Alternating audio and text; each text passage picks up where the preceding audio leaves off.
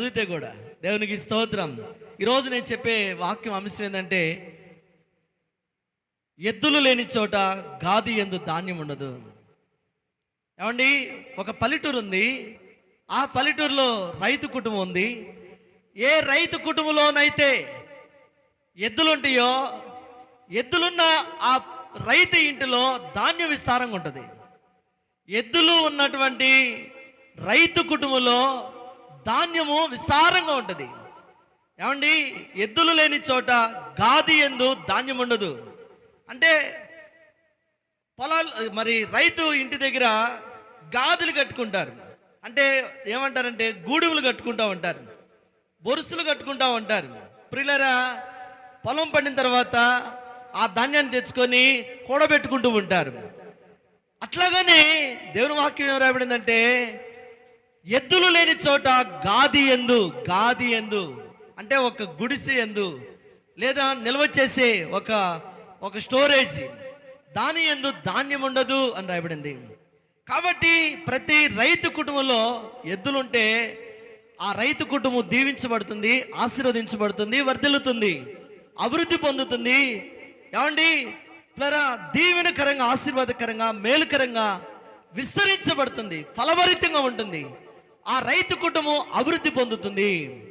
కాబట్టి ఎద్దులు లేని చోట ధాన్యం లేదు. ఏమండి, రైతు ఇంట్లో ధాన్యం ఉండదు, అభివృద్ధి ఉండదు. అట్లాగని సంఘం విస్తరించబడాలి అంటే, పరిచర్య విస్తరించబడాలి అంటే, సేవ విస్తరించబడాలి అంటే, సంఘము ఎస్టాబ్లిషన్ అవ్వాలి అంటే, సంఘము సమృద్ధిగా ఉండాలంటే, దీవించబడాలి అంటే, ఎద్దులు లాంటి విశ్వాసులు, స్వభావం కలిగిన వారు ఉండాలి అని దేవుని వాక్యాలు మనం చూడగలుగుతున్నాం. కాబట్టి ప్రియులారా, ఎద్దులు రైతు ఇంట్లో ఎలాగ ఉంటే ఆ రైతు కుటుంబం ఎలాగ అభివృద్ధి పొందుతుందో, అలాగనే ఎద్దు లాంటి లక్షణాలు కలిగినటువంటి స్వభావం కలిగిన మనుషులు ఉంటే, సంఘంలో విశ్వాసులు, సేవకులు, పెద్దలు, దేవుని బిడ్డలు అయిన వారు సంఘంలో ఉంటే, ఆ సంఘం అలాగ దీవించబడి, ఆశీర్వదించబడి, విస్తరించబడతా ఉంది. ఆమేన్. కాబట్టి ఈ సమయంలో ఒక 7 విషయాలు, ఎద్దులకున్నటువంటి లక్షణాలు. ఏమండి, గేదెలు అంటారు, ఏమండి ఎద్దులు అంటారు, లేదా ఆవులు అంటారు. వాటికి ఉండినటువంటి ఒక 7 లక్షణాలు ఈ సమయంలో నేను గుర్తు చేస్తాను. మొదటి లక్షణం, ఇర్మియా గ్రంథం 31వ అధ్యాయము 18వ వచనంలో ఇలాగ రాయబడింది. ఏమండి, ఇర్మియా గ్రంథం 31వ అధ్యాయము 31:18లో ఏమనుందండి? 31:18.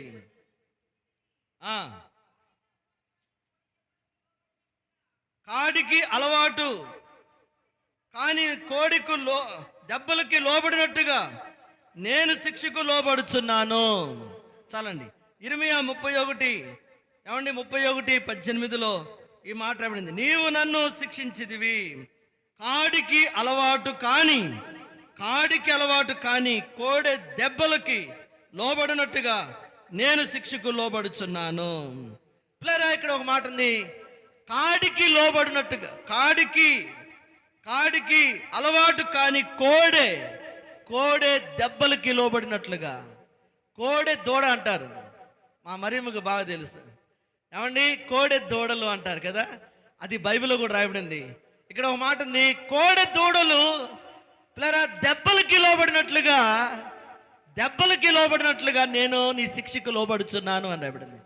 ప్లరా, కోడె దూడలకి లేదా ఎద్దులకి, ఆవులకి ముక్కుకి కళ్ళు వేస్తారు. ఆ కళ్ళు వేసి, ముక్కుకి కళ్ళు పెట్టి, తాడేసి ఆ కళ్ళను పట్టుకొని లాగుతూ ఉంటే ఏమండి అప్పుడు కనపడుతుంది, చుక్కలు కనపడుతుంది ఆవుకి, ఆ గేదెలకి. వెంటనే యజమానుడికి లోబడి, యజమానుడికి అప్పగించుకొని ఆ దూడలు, ఆ ఎద్దులు అలాగా ముందుకి సాగిపోతా ఉంటాయి. అట్లాగనే ప్రియులారా, సంఘానికి సంఘ బిడ్డలు లోబడాలి, దేవునికి సంఘ బిడ్డలు లోబడాలి, సంఘ క్రమానికి సంఘ బిడ్డలు లోబడాలి. లోబడకపోతే దేవుడు శిక్షిస్తాడు. యజమానుడు ఏమండి కోడి దూడలను ఏమండి దెబ్బ కొడితేనే ఆ కోడి దూడ ఎలా లోబడుతుందో, ఎలాగ లోబడుతుందో అలాగనే పిల్లరా దేవుడు కొన్నిసార్లు శిక్షకు, శ్రమకి, కష్టానికి, నష్టానికి దేవుడు ప్లరా కొట్టినప్పుడు అప్పుడు లోబడతారు. హెబ్రీ పత్రిక 12:7 కూడా ఉంది ప్లరా, ఆయన తండ్రి శిక్షించిన కుమారుడు అన్న మాట ఉంది, శిక్షా ఫలము అన్న మాట ఉంది. ఏ ఫలం అన్నది? శిక్షా ఫలము. దేవుడు కొన్నిసార్లు మనకి శిక్ష పెడతాడు, కొన్నిసార్లు దేవుడు మనకి పరీక్ష పెడతాడు, కొన్నిసార్లు దేవుడు మనల్ని కొడతాడు. అప్పుడు మనం ఏమవుతామంటే సాధువులుగా మార్చబడతాం. ఏమండి, ఎద్దు చాలా కఠినంగా ఉంటుంది. ఎద్దులు ఎలాగుంటాయి అంటే కొన్నిసార్లు కఠినంగా ఉంటాయి, అంతేకాదు ఏమండి ఎదురు తిరిగేవిగా ఉంటాయి. ఆ ఎదురు తిరిగే ఏమండి ఎద్దులు, ఏమండి లోబడిన వాళ్ళని ఎద్దులు ఏమవుతాయనంటే కళ్ళు వేసినప్పుడు, ఏమండి కళ్ళు వేసినప్పుడు లేదా దెబ్బ కొట్టినప్పుడు, శిక్షించినప్పుడు ప్లరా అప్పుడు లోబడి సాధులుగా మార్చబడతాయి. ప్రియమైనలారా, మనం కూడా సాధులుగా మార్చబడటానికే, దేవుడు నిన్ను సాధువుగా మార్చడానికే కొన్నిసార్లు దేవుడు నిన్ను శిక్షిస్తున్నాడు. ఆ శిక్షా ఫలం మంచిదే.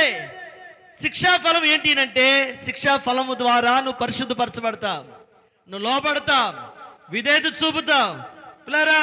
అంతేకాదు శిక్ష కలిగి ఉండటం ద్వారా విశ్వాసం కలిగి ఉంటాం. దేవులో పిల్లరా నువ్వు దేవుని కొరకు జీవించే మనసు కలిగి నువ్వు జీవిస్తావు. కాబట్టి కోడె దెబ్బలకి లోబడుతుంది. అలాగనే విశ్వాసులు సంఘంలో వారు దేవుని పనిలో ఉండాలి అంటే కొన్నిసార్లు దేవుడు శిక్షించినప్పుడు ఆ శిక్షకు లోబడితే ప్లరా మీరు సాధులుగా మార్చబడతారు, మీరు దీనులుగా మార్చబడతారు, దేవుని చిత్తం చేసేవారుగా మార్చబడతారు. ఆ విధంగా ఉండాలని దేవుడు కోరుతూ ఉన్నాడు. ప్లరా కోడే ఎద్దు దెబ్బలకి లోబడినట్లుగా నేను నీకు లోబడుచున్నాను అని అంటాడు ఇర్మియా. కాబట్టి నీవు లోబడాలి, సంఘ కట్టడికి లోబడాలి, సంఘం యొక్క కాడి క్రిందికి నువ్వు రావాలి. ఏమండి సేవ యొక్క కాడి క్రిందికి నువ్వు రావాలి, లేఖనాల కాడి క్రిందికి నువ్వు రావాలి. కొన్నిసార్లు ఏమండి కోడెలు ఎద్దులు కాడి కిందకి రావు, పొలం పనికి రావు, ఏమండి వ్యవసాయం దగ్గరికి రావు, ఆ కాడి మీద వేసుకోదు. అటువంటి సమయంలో కళ్ళు వేసి దెబ్బ కొట్టి ఆ రైతు దాన్ని తన వైపు తిప్పుకొని ఆ కాడు మోపించుకొని ఆ కాడు తల మీద వేయించుకొని ఆ యొక్క కోడెలను దూడలను పొలానికి పనికి తీసుకొని వెళ్ళిపోతాడు. కాబట్టి పిల్లలు అప్పుడు సాధుగా మార్చబడి పనిచేసేవిగా మార్చబడుతున్నాయి. కాబట్టి పిల్లరా గేదెలు అనగా ఎద్దులు లేని చోట ధాన్యం ఉండదు అని రాయబడింది.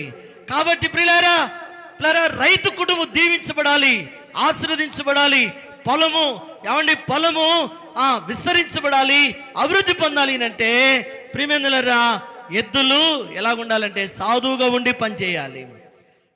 పొలము సంఘం, పొలం ఎలాగ విస్తరించబడాలంటే ఎద్దులు కావాలో, సంఘం విస్తరించబడాలంటే, సేవ విస్తరించబడాలంటే ఈ ఎద్దులు కూడా ఎలాగుండాలంటే కఠినత్వంలో నుంచి ఏమండి లోబడంలోని స్థితి నుంచి లోబడే స్వభావంలోనికి, అప్పగించుకునే స్వభావంలోనికి, అంతేకాదు పిల్లరా పనిచేసే స్వభావంలోనికి సాధువులుగా మార్చబడాలని దేవుడు కోరుతున్నాడు. కాబట్టి నీవు నేను సంఘంలో మనం ఎలాగుండాలి అంటే సాధువులుగా ఉండి కాడి మోయాలి. సంఘం యొక్క కాడి, సంఘం యొక్క కట్టడలనే కాడి క్రిందకి సంఘం యొక్క క్రమానికి నువ్వు రావాలని దేవుడు కోరుతున్నాడు. ఇది మొదటి విషయం. రెండవ విషయాన్ని మనం చూద్దాం. యెషయా గ్రంథం 1వ అధ్యాయం 3వ వచనంలో ఒక మాట ఉంది. యెషయా గ్రంథం 1:3 పిల్లరా జాగ్రత్తగా దేవుని వాక్యం విందాం. కొద్ది నిమిషాలు క్లుప్తంగా చెప్తాను నేను. 1:3 ఎద్దు తన కామందు నెరుగును, గాడిద సొంతవాన్ని దొడ్డి తెలుసుకొనును, ఇశ్రాయేలుకు తెలివి లేదు, నా జనులు యోచింపరు. 3వ వచనంలో ఎద్దు తన కామందు నెరుగును. ఏంటండి ఎద్దుకి తన కామందు ఎవరో తెలుసు, గేదెలకి ఎద్దులకి తన యజమానుడు ఎవరో తెలుసు. ప్లరా నీకు నాకు మనందరికీ ఎవరు తెలియాలి? మన ప్రభువుని యేసుక్రీస్తు వారు తెలియాలి. నీ యేసు ఎవరో నీకు తెలియాలి, నీ దేవుడు ఎవరో నీకు తెలియాలి, అంతేకాదు నీ సంఘం ఎవరో నీకు తెలియాలి, నీ సేవకుడు ఎవరో నీకు తెలియాలి. పిల్లరా నీ యొక్క కాపరి ఎవరో నువ్వు తెలుసుకోవాలి. నా పిల్లరా సంఘంలో నీ కోసం ఎంతో మంది ప్రార్థన చేస్తున్నారు. పిల్లరా సంఘంలో నీ కొరకు ఎంతో కన్నీరు కారుస్తూ ఉన్నారు. సంఘ కాపరి మీ కొరకు ప్రార్థన చేస్తాడు. పిల్లరా బైబిల్ ఎప్పుడు నా దగ్గర మన సంఘ విశ్వాస లిస్ట్ ఉంది. అందరి పేర్లు ఉంటాయి. సంఘంలో ఉన్న విశ్వాసులు అందరి పేర్లు వీళ్ళందరూ మన సంఘంలోని బిడ్డలే. ఈ లిస్ట్ ఎప్పుడు బైబిల్లోనే ఉంటుంది. ప్రతి శనివారం మీ కొరకు నేను ఇలా ప్రార్థన చేస్తాను. సుమారుగా 1-2 సీరియల్ వేస్తే నెంబర్ ఎంత వచ్చిందో తెలుసా? 148 పేర్లు వచ్చింది. మన సంఘంలో ఉన్న బిడ్డల పేర్లు, అందరి పేర్లు. మీ ఇంట్లో 5 ఉంటే 5 పేర్లు రాశాను. ఏమండి, ఎంత 145 మంది. అయితే ఇక్కడ ఎంతమంది ఉన్నారు? 45 మంది కూడా లేరు. ఏమండి, 100 మంది ఎక్కడున్నారు? నా ప్రియమైన దేవులారా, సంఘం మీకోసం ప్రార్థన చేస్తుంది. సంఘం మీ కొరకు కన్నీరు గారుస్తుంది. పిల్లరా, సంఘ కాపరి మీకోసం ప్రార్థన చేస్తున్నాడు. సంఘ బిడ్డలు మీ కొరకు ప్రతి శనివారం ప్రార్థన చేస్తున్నారు. నా ప్రియమైన సహోదరి సహోదరులారా, నీ కాపరి ఎవరో నీకు తెలియాలి. నీ యొక్క దైవజనుడు ఎవరో, పిల్లరా, నీ దేవుడు ఎవరో నీకు తెలియాలి. న్యాయాధిపతులు 2:10 ఒక మాట ఉంది, దేవుని ఎరగని తరం ఒకటి పుట్టింది అని రాయబడింది. న్యాయాధిపతులు 2:10 దేవుని ఎరగని తరము ఒకటి పుట్టిందంట. ఈ తరం ఎటువంటి తరం అంట? దేవుని ఎరగని తరం. ఈ తరము మొండితనం కలిగిన తరం, మూర్ఖత్వం కలిగిన తరం, పాపంతో నిండినటువంటి తరం, లోబడనలని తరము. నా ప్రియులారా, మనము పిల్లరా ఈ తరానికి వేరే రక్షణ పొందాలి. మొదటి సమూయేలు 2:18 కూడా ఉంది, దేవుని ఎరగిన తరం, ఏలి కుమారులు దేవుని ఎరగిన వారై ఉన్నారని బైబిల్లో రాయబడినది. పిల్లరా, సంసోను న్యాయాధిపతుల్లో ఉంటుంది. సంసోను తనలో దేవుని బలం, దేవుని ఆత్మ పోయిన సంగతి కూడా తాను ఎరగకుండాను అన్న మాట ఉంది. పిల్లరా, దేవుని ఆత్మ సంసోన్లో వెళ్ళిపోయిన సంగతి కూడా అతను ఎరగలేకపోయాడంట. పిల్లరా, అంత నిద్రలో ఉండిపోయాడు, అంత మత్తులో ఉండిపోయాడు, అంతగా లోకలో నిండిపోయి ఉన్నాడు. నా ప్రియమైనలారా, దేవుని ఆత్మ నీలో ఉందా? దేవుని సన్నిధి నీలో ఉందా? పిల్లరా, ఆత్మీయత కలిగి ఉన్నావా? పిల్లరా, ప్రార్థన పూర్వకంగా ఉన్నావా? విశ్వాసపూర్వకంగా పరిశుద్ధత కలిగి నువ్వు జీవిస్తున్నావా? ఒకసారి ఆలోచించాలని ప్రభు పేరట మనం చేస్తూ ఉన్నాను. కాబట్టి ఎద్దు తన కామందు నెరుగును. ఎద్దుకి తన యజమానుడు ఎవరో తెలుసు. ఎద్దుకి తన యజమానుడు తన కామందు నెరుగును, తన దొడ్డి తెలుసుకొనును. ఎద్దుకి తన దొడ్డి ఎక్కడుందో తెలుసంట, తన కామందు ఎక్కడో తెలుసంట. ఏమండి, ఎక్కడైనా వదిలిపెట్టండి, ఆ ఎద్దు యజమానుడి ఇంటికి వెళ్తుంది. ఆ ఎద్దు తన దొడ్డి దగ్గరికే వెళ్ళిపోతుంది. విశ్వాసులైన మనము, మన సంఘం ఏంటో తెలియాలి, నీ కాపురు ఎవరో తెలియాలి, నీ దేవుడు ఎవరో తెలియాలి. నా పిల్లరా, ఒక రోజు నా ఒక సహోదరి, ఒక ఆమె ఒక మాట అంది, ఒక పాస్టర్ గారు రండి ప్రార్థన చేయండి, పాస్టర్ గారు రండి ప్రార్థన చేయండి. అదిగో అక్కడ నంబూరులో పాస్టర్ గారు ఉన్నారు, ఆయనతో ఫోటో దిగాలంటే 10,000 ఇవ్వాలంట. ఏమండి, 10,000 ఇవ్వాలి, నా దశం భాగం 10,000 ఇద్దాం అనుకుంటున్నాను, నా కోసం ప్రార్థన చేయండి పాస్టర్ గారు అని అంటున్నాడు. అమ్మా, ఇస్తే ఇచ్చావు కానీ అసలు మన చర్చి కరెంటు బిల్ ఎంత వస్తుందో చెప్పమ్మా అన్నాను. మన చర్చికి కరెంటు బిల్ ఎంత వస్తుందో చెప్పమ్మా. ఈ చర్చిలో నీ కోసం ఎంతమంది ప్రార్థన చేస్తున్నారు? ఈ సంఘ కాపరి నీ కోసం ప్రార్థన చేస్తున్నాడు, కన్నీరు గారుస్తున్నాడు, మీ గృహాలు దర్శిస్తూ ఉన్నాడు, హాస్పిటల్లో రోగంతో ఉంటే నేను పరామర్శించడానికి వస్తున్నాడు. నీకోసం కన్నీరు గార్చి ప్రార్థన చేసే ఆ సేవకుడికి, ఆ సంఘానికి, ఆ సంఘంలో ఉన్న అవసరాల గురించి నీకు ఆలోచన లేదు. కానీ అక్కడెక్కడో నంబూరులో ఉన్న ఆ చర్చికి, ఆ పాస్టర్ గారికి అక్కడ ఫోటో దిగడానికి ఇస్తే 10,000 ఇస్తేనే అన్న ఫోటో ఆయనతో, ఆ పాస్టర్ గారితో. నా ప్రియులరా, ఈ సంఘానికి వస్తున్న నీకు ఈ చర్చి యొక్క అవసరాలు నీకు తెలియదా? ఈ చర్చి కరెంటు బిల్లు ఎంత వస్తుందో చెప్పు. నువ్వు ఎంత వస్తుంది ఈ చర్చి కరెంటు బిల్లు? నువ్వు ఎంత ఇస్తున్నావు ఈ చర్చి కరెంటు బిల్లు? ఈ చీపుర్లు ఏంటి, మెయింటెనెన్స్ ఏంటి, ఈ చర్చి అవసరాలు ఏంటి? పిల్లరా, మనకి ఎప్పటి నుంచో 15-20 సంవత్సరాల నుంచి ఆ 10 రూపాయలు వేయటమే అలవాటు అయిపోయింది, ఆ 20 రూపాయలు వేయటమే అలవాటు అయిపోయింది. అంతకు మించి మన జీవితంలో ఇంకేమీ లేవు మనకి. పిల్లరా, ఎంత ధనాన్ని మనం లోకానికి, అనేకమైన వాటికి ఖర్చు చేస్తాం. ప్రియమైన సహోదరి సహోదరులరా, సేవకుని పోషించాలి అంటే, కుటుంబాన్ని పోషించాలంటే, ఈ సేవని పరిచర్య అభివృద్ధికరంగా, దీవెనకరంగా మనం ఇంకా అనేక గొప్ప పనులు మనం చేయాలి అంటే పిల్లలు ఎంత అవసరం ఉంది? ఈ చర్చి మెయింటెనెన్స్కి ఎంత కావాలి? పిల్లరా, ఎన్నెన్నో చాలా నీడ్స్ ఉన్నాయి. వీటి గురించి ఆలోచన నీకుందా? పిల్లరా, నీ దొడ్డు ఎక్కడుందో, ఏమండి, నీ సంఘం ఎక్కడుందో, సంఘ అవసరాలు ఏమై ఉన్నాయో, పిల్లరా, వీటి గురించి నీకు ఆలోచన ఉందా? కాబట్టి ప్లరా విశ్వాసులు ఎలాగుండాలి అంటే తన యజమానుని ఎరిగి ఉండాలి, తన సంఘాన్ని ఎరిగి ఉండాలి, తన దేవుని ఎరిగి ఉండాలి. ప్లరా ఈ ఆలోచన మనం కలిగి ఉండాలని ప్రభు పేరట మనం చేస్తున్నాను. మూడో విషయాన్ని చూద్దాం. ద్వితీయోపదేశకాండం 22వ అధ్యాయము 22:10 చదవండి. ద్వితీయోపదేశకాండము 22వ అధ్యాయము 10వ వచనం త్వరగా. ఎద్దులు గాడిదలను జడ్జేసి భూమిని దున్నకూడదు. చాలండి. ఎద్దులు గాడిదలు రెండు కలిపి భూమిని దున్నకూడదంట. ఎద్దులు ఇడిపోతే గాడిదలు ఇడిపోతాయి. కాబట్టి ఎద్దులను గాడిదలను జత చేసి భూమిని దున్నటానికి జత చేయకూడదంట, పొద్దు చేయకూడదు. అలాగనే ప్రియులరా సంఘంలో విశ్వాసులకి అవిశ్వాసులకి పొత్తుండదు. ఏమండి, లోకంలో విశ్వాసులకి అవిశ్వాసులకి పొత్తు లేదు, రాజీ లేదు. పరిశుద్ధులతో స్నేహం చేయాలి, నీతిమంతులతో స్నేహం చేయాలి. లోకంతో, అన్యులతో, ఏమండి విగ్రహారాధికులతో, దేవుని ఎరిగిన వారితో మనం పొత్తు చేయకూడదు, జత చేయకూడదు. కాబట్టి నీ స్నేహం పరిశుద్ధులతో జత చేయబడి పరిశుద్ధులతో దేవుని బిడ్డలతో నువ్వు సేవ చేయాలి.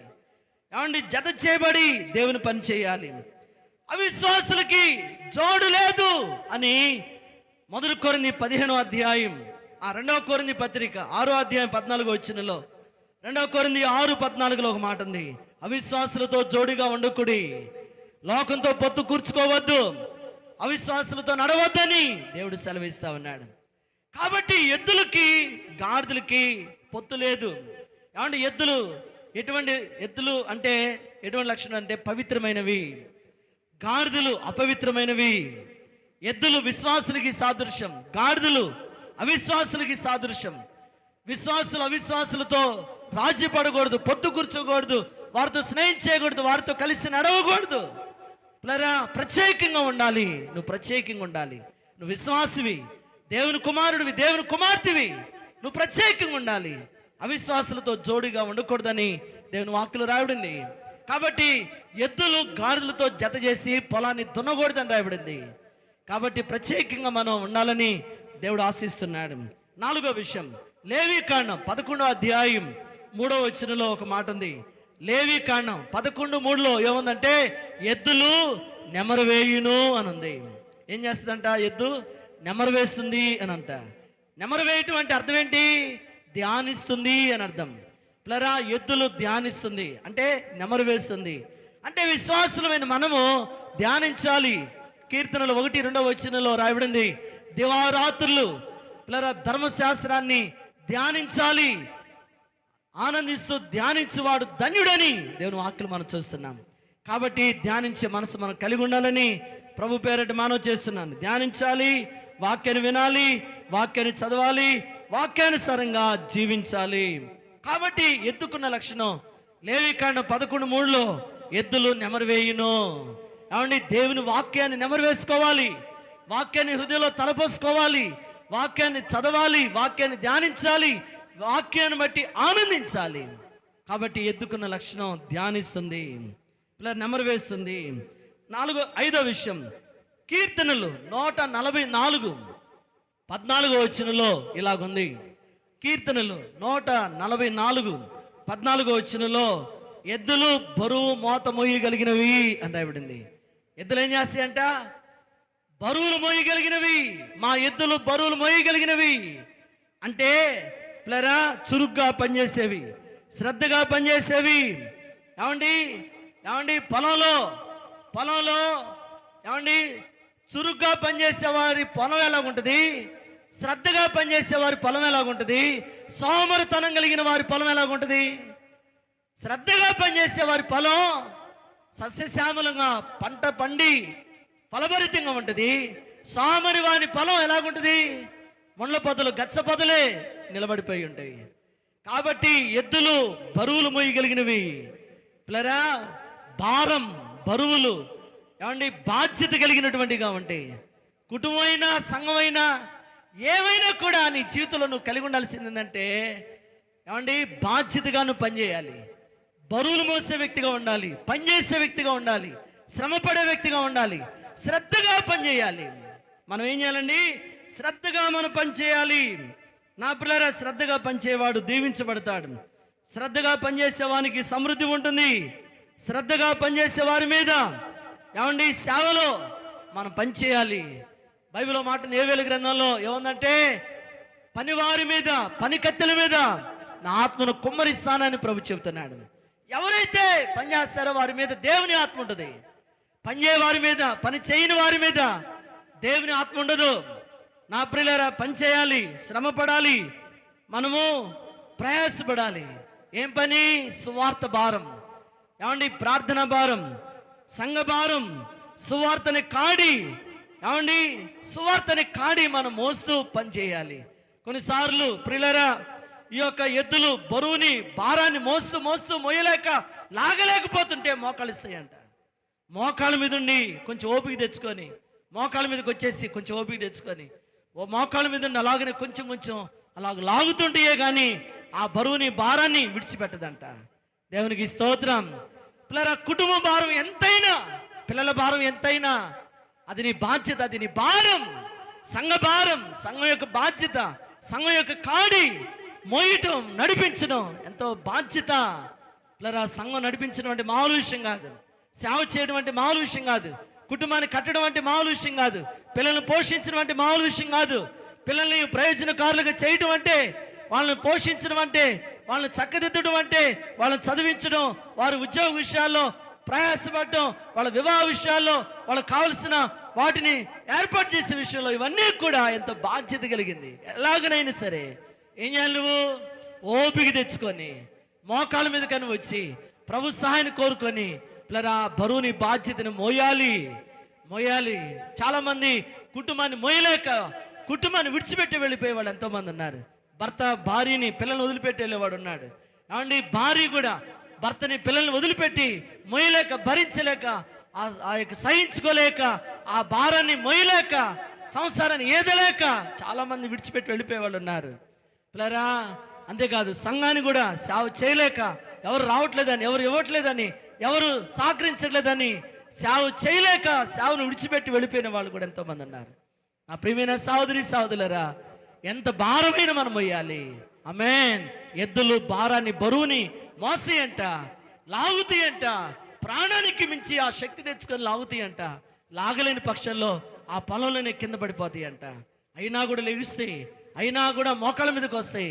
మోకరించి మోకాళ్ళ మీద కొండి కొంచెం కొంచెం బలం తెచ్చుకొని, ఓపిక తెచ్చుకొని మరలా నిలబడి అవి లెగిసి నడుస్తూ ఉంటాయి అంట. దేవునికి స్తోత్రం. ఆ పని పూర్తయ్యే వరకు నిలబడతాయి. నా పిల్లల సంఘంలో మనం కూడా ఆ విధమైనటువంటి బాధ్యత, భారం కలిగి మనం పనిచేయాలని మనం చేస్తున్నాను. 6వ విషయం, ఎద్దులుకున్నటువంటి మరొక లక్షణం. యోబు గ్రంథం 1వ అధ్యాయం 14 వచనంలో ఒక మాట ఉంది. యోబు గ్రంథం 1:14 ఏమందంటే, ఎద్దులు నాగలితో పొలము దున్నుతుంది. ఏమండి, యోబు 1:14 ఉంటుంది, ఎద్దులు నాగలితో పొలాన్ని దున్నుతాయి అని రాబడింది. అమ్మ, మీరు కారు వేసుకుని వెళ్తూ ఉంటే, లేదా బస్సులో వెళ్తూ ఉంటే, ట్రైన్లో వెళ్తూ ఉంటే మీరు పొలం చూస్తూ ఉంటారు. పొలం చూస్తే ఆ పొలం సార్లు ఎలా ఉంటాయి? ఎంతో చక్కగా ఒక ఇంజనీర్ వచ్చి గీసినట్టుగా ఉంటుంది లైను. ఏమండి, ఆ పత్తి కంపలు కానీ, ఏమండి ఆ ధాన్యం, ఆ పంట అది చూస్తే ఎంత లైన్ చక్కగా ఉంటుందో తెలుసా? ఏమండి, లైన్ అంతా కూడా చాలా చక్కగా ఉంటుంది. కారణం ఏంటి అంటే, ఎద్దులు అంత చక్కగా క్రమంగా గీత గీసినట్టుగా ఏమంటే దున్నుతాయి అంట. ఏమండి, ఒక పెన్సిల్తో ఆ స్కేల్ పెట్టి ఇలా గీస్తామో మనం, అలాగనే ఎద్దులంట ఆ పొలంలో అంత చక్కగా గీత గీసి నాగలితో దున్నుతాయి అంట. అప్పుడు వెనకాల రైతు ఆ యొక్క గీత గీసిన గీతలో, ఎద్దులు గీసిన గీతలో పిల్లర విత్తనాలు చల్లుకుంటూ వెళ్తూ ఉంటాడు. మనకు అలాగ సార్లు కనపడతా ఉంటే దాన్ని దేనికి సాదృశ్యం అంటే క్రమశిక్షణకు సాదృశ్యం. క్రమం కలిగినవి. నా ప్రియులారా, మనం క్రమం కలిగి ఉండాలి. క్రమంతో కూడిన భక్తి చేయాలి, క్రమంతో కూడిన సేవ చేయాలి. పిల్లరా, బైబిల్లో అహరోను కుమారులు ఉన్నారు. వాళ్ళు క్రమము లేకుండా వారు సేవ చేసి, క్రమము లేకుండా దేవుని చిత్తం కాని అగ్ని తీసుకొచ్చి వారు వేయటం వలన అక్కడికక్కడే అగ్నిలో వారు కూడా చనిపోయారని రాయబడింది. మనం ఏది చేసినా క్రమంగా చేయాలి. క్రమంతో కూడిన భక్తి, క్రమంతో కూడిన ప్రార్థన, క్రమంతో కూడిన వాక్య ధ్యానము, క్రమంతో కూడిన దేవుని సన్నిధిలో సేవ మనం క్రమంగా చేయాలి. దేవుని మందిరానికి కూడా మనం క్రమంగా రావాలి. కాబట్టి మనకి ఆరాధన సమయం 9 గంటలకే. 9 గంటలకే మీరు అందరూ దేవుని మందిరంలో ఉండాలి. అది క్రమం. దేవుని మందిరంలో మీరు ఉండకపోతే పరలోక రాజ్యంలో ఎలాగుంటారు? దేవుని మందిరంలో 3 గంటలే ఉండలేకపోతే ఏమండి పరలోక రాజ్యంలో అన్ని సంవత్సరాలు మీరు ఉంటారా? నా ప్రియమైన దేవులారా, దావీదుకు ఒక ఆశ ఉంది. 23వ కీర్తన 6వ వచనంలో చిరకాలం యెహోవా మందిరంలో ఉండాలని ఆశపడుతున్నాను అంటాడు. చిరకాలం. రాజులకు ఎటువంటి ఆశలు ఉంటాయండి? రాజులకి ఏమండి తినటానికి, తాగటానికి, ఇతర స్త్రీలతో సాంగత్యం కలిగి ఉండటానికి, గుడారాల్లో, రాజ్యభవనాల్లో ఉండటానికి ఆశలు, కోరికలు కలిగి ఉంటారు. కానీ దావీదు మహారాజుకి ఎటువంటి ఆశ ఉంది అని అంటే చిరకాలం దేవుని మందిరంలో ఉండాలనుకుంటున్నాను అంటాడు. ఆమేన్. కాబట్టి ప్రియులారా, దేవుని మందిరంలో ఉండండి, సమృద్ధి ఉంటుంది. దేవుని మందిరంలో ఉండండి, నెమ్మది ఉంటుంది. దేవుని మందిరంలో ఉండండి, గొప్ప ఆశీర్వాదం ఉంటుంది. దేవుని మందిరంలో గొప్ప భాగ్యం. దేవుడిచ్చిన తరుణం, దేవుడిచ్చిన సమయం, అవకాశం. దేవునికి స్తోత్రం. కాబట్టి నా ప్రియమైన సహోదరి సహోదరులారా, ఈ యొక్క ఎద్దులకున్న లక్షణం ఏంటంటే అవి క్రమముగా దున్నుతున్నవి, క్రమముగా పనిచేస్తున్నాయి. దేవుని మందిరంలో కూడా మనం ఎలాగ ఉండాలి అంటే క్రమంగా ఉండాలని దేవుడు సెలవిస్తున్నాడు. క్రమంతో కూడిన సేవ పని మనం చేయాలి. మనం అలా ఉండకుండా మనం ఇష్టం వచ్చిన విధంగా మనం చేస్తూ ఉన్నాం. అలా ఉండకూడదని ప్రభు పేరిట మనం చేస్తున్నాను. చివరిగా 7వది చెప్పి నేను ముగిస్తాను. మొదటి సమూయేలు గ్రంథం 6వ అధ్యాయం 10వ వచనం 14వ వచనం ప్రకారం, మొదటి సమూయేలు గ్రంథం 6వ అధ్యాయం 10వ వచనము 14వ వచనం ప్రకారం ఎద్దులు సమర్పణ కలిగినవి. ఏంటంటే అవి సమర్పణ కలిగినవి. ఏమండి ఇక్కడ పాడి ఆవులు అని రాయబడింది. చెప్పండి, నాకెళ్ళి చూడమ్మా. పాడి ఆవులు. పాడి ఆవులు అంటే ఆవులకి పిల్లలు కూడా ఉన్నాయి, పాలు తాగే పిల్లలు ఉన్నాయి. ఏమండి కోడి దూడలు ఉన్నాయి, అవి పాలు తాగేవి. ఏమండి యజమానులంట ఒక బల్ల కట్టి మందసం ఆ బల్ల మీద పెట్టి ఆ మందసాన్ని లాగటానికి పాడి ఆవులు నిలబెట్టారంట. 2 పాడి ఆవులు నిలబెట్టారంట. ఆ పాడి ఆవుల్ని ఆ యొక్క ఫిలిస్తీన్లు హెబ్రోనుకి తీసుకుని వెళ్ళమని, ఇశ్రాయేలు దేశాన్ని తీసుకుని వెళ్ళమని ఆ పాడి ఆవుల్ని ఏమండి మందస్సు కాడి మోపి పంపిస్తా ఉంటే, ఆ పాడి ఆవులు వెళతా ఉంటే వెనకాల కోడి దూడలు పిల్లలు, పాలు తాగే పిల్లలు కేకలేసి పాలు కోసం కేకలేసి అరుస్తున్నా ఆ పాడి ఆవులు అలాగనే మందసం ఏమండి తీసుకుని వెళ్ళి ఆ ఇశ్రాయేలు దేశంలో బండ మీద, కొండ మీద నిలబడి మందసం అక్కడ అప్పగించేసినాయి. అప్పుడు ఆ ఊరు వాళ్ళందరూ కూడా ఇదిగో మందసాన్ని తీసుకొచ్చిన ఈ యొక్క ఎద్దులు, ఈ యొక్క పాడి ఆవుల్ని దయిద్దామని చెప్పి ఏమండి ఆ కొత్త బండిని కట్టబడినటువంటి ఆవుల మీద నిప్పంటించి ఆ బండ మీద ఆవుల్ని తగలబెట్టేశారు. ఏమండి మందసాన్ని తీసుకొచ్చిన ఆవుల్ని ఆ ఊరు ప్రజలు ఏమండి ఆ ఊరు ప్రజలు మందసాన్ని తీసుకున్నారు. మందసాన్ని తెచ్చినటువంటి ఆ బండిని, ఆ బండి మీద కాడి మీద ఉన్న ఎద్దుల్ని కాల్చేసి చంపేశారు. సమర్పణ కలిగినవి. పిల్లలు పిలుస్తున్నా, కేకలేస్తున్నా, అరుస్తున్నా యజమానులు మా మీద కాడి మోపారు. మందసం, దేవుని మందసం మా మీద ఉంది, ఈ మందసాన్ని తీసుకెళ్ళి అప్పగించాలి అని చెప్పి ఏమండి బండ మీదకి వెళ్ళే వరకు కూడా ఎక్కడ ఆగకుండా ఏమండి ఇశ్రాయేలు దేశానికి వెళ్ళి బండ మీద అనగా కొండ మీద ఇశ్రాయేలు ప్రజలకి మందసాన్ని అప్పగించి అక్కడికక్కడే ఏమండి కాల్చబడి చనిపోయినట్లుగా మనం చూస్తున్నాం. సమర్పణ, ప్రతిష్ఠిత, అంకిత భావం, అప్పగించుకోవడం, ఇవన్నీ మనం చూస్తున్నాం. కాబట్టి నా ప్రియులారా, సేవలో, పరిచర్యలో సంఘబిడ్డలైన మనందరూ కూడా ఇటువంటి సమర్పణ, ఇటువంటి త్యాగం, ఇటువంటి డెడికేషన్ చేసుకునే మనసు మన జీవితంలో మనం కలిగి ఉండాలి. కాబట్టి క్రైస్తవుడు, విశ్వాసి సమర్పణ కలిగి ఉండాలి. ఈ సమాజానికి, లోకానికి మేలు చేసేవాళ్ళు ఎవరైనా ఉన్నారు అని అంటే ఒక క్రైస్తవుడు మాత్రమే, ఒక విశ్వాసి మాత్రమే, ఒక దైవజనుడు మాత్రమే. కాబట్టి నా ప్రియమైన సహోదరి సహోదరులారా, సమర్పణ కలిగి మీరు సేవ చేయండి. డెడికేషన్ కలిగి మీరు సేవ చేయండి. మనకి ఇవ్వని జీవితం చాలా చిన్నది, ఇది త్వరగా గతించిపోతుంది. చేయాల్సిన పని చాలా ఉంది. మరలా తిరిగి మనం ఈ త్రోవలోనికి రాలేం. ప్రియులారా, కోత ఎంత విస్తారంగా ఉంది, పనివారు కొద్దిమందిగా ఉన్నారు. నువ్వు దేవుని కొరకు, దేవుని సేవ కొరకు, దేవుని పని కొరకు నీ జీవితాన్ని సమర్పించుకొని అంకిత భావంతో నువ్వు పనిచేయగలిగితే నా ప్రియులారా, ప్రభు నిన్ను బట్టి సంతోషిస్తాడు. కాబట్టి ఎద్దులు లేని చోట ధాన్యం ఉండదు అని రాయబడింది. ఏమండి, ప్రయాసపడని ఎద్దులు, ఏమండి శ్రమ లేని ఎద్దులు, దున్నలేని ఎద్దులు, నిలబడలేని ఎద్దులు ఆ యొక్క రైతుకి భారంగా ఉండిపోద్ది. ఏమంటే కొన్ని ఎద్దులు భారంగానైనా ఉంటాయి, భారాన్ని తీసివేసేవిగానైనా ఉంటాయి, భారాన్ని పంచుకొని భారం మోసేవిగానైనా ఉంటాయి. సంఘంలో నువ్వు ఎలాగున్నావు? భారం పంచుకునే వ్యక్తిగా ఉన్నావా? భారంగా ఉన్నావా? బాధ్యత కలిగి ఉన్నావా? బాధ్యత లేని వ్యక్తిగా ఉన్నావా? భారాన్ని తీసివేయగలిగిన వ్యక్తిగా ఉన్నావా? ఒకసారి మిమ్మల్ని పరీక్షించుకోనండి. దేవుడు కొద్ది మాటలు దీవించును గాక. ఆమేన్. ప్రార్థన చేసుకుందాం. దయచేసి తల ఉంచుదాం. ప్రభు సన్నిధిలో, ప్రభువా నాకు సాయం చేయండి అయ్యా అని ప్రార్థన చేద్దాం. ఎద్దులు లేని చోట గాది యందు ధాన్యం ఉండదు. భారం లేని సేవకుడు, భారం లేని విశ్వాసులు, బాధ్యత లేని విశ్వాసులు, ఇదిగో రైతు కుటుంబం, పొలము విస్తరించబడాలి అంటే, అభివృద్ధి పొందాలి అంటే ఇదిగో ఎద్దులు పని చేయాలి, క్రమంతో కూడి పని చేయాలి, శ్రమ పడాలి, భారం కలిగి ఉండాలి. ప్రభా, అది మా కుటుంబం అయినా, మా పని అయినా, మా సేవ అయినా, సంఘమైనా, అది ఏదైనా కూడా మేము నమ్మకంగా నీ కొరకు నిలబడడానికి మాకు సహాయం చేయండి అయ్యా. యేసయ్యా, మీ కొందనాలు స్తోత్రాలు చెల్లిస్తున్నాను. ఇటువంటి వాక్యం అంతా నీరుగట్టి ఫలింపచేయండి ప్రభా.